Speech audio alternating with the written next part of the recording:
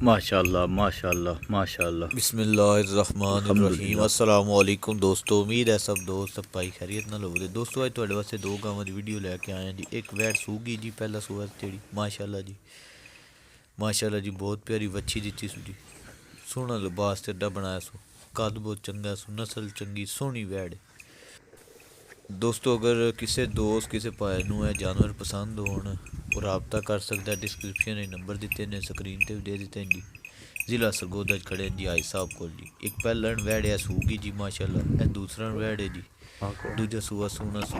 बाकी माशाल्लाह दोस्तों थाना चड्डा तुम वेख लो वैड़ी तो सोहनियां दोनों वैड़ा ने, चिट्टियां डब्बियां माशाल्लाह बोडियां जी। दोस्तों इन्होंने दोवों की जी डिमांड है 6.5 लाख रुपया जी। यह सूण वाली जी।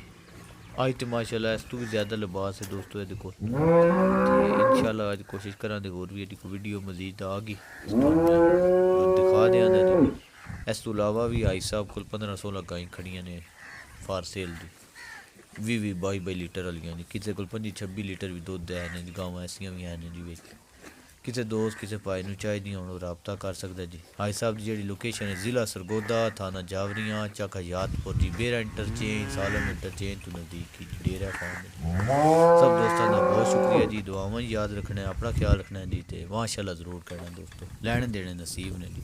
माशाल्लाह जानवर शक होने। बहुत शुक्रिया सब दोस्त।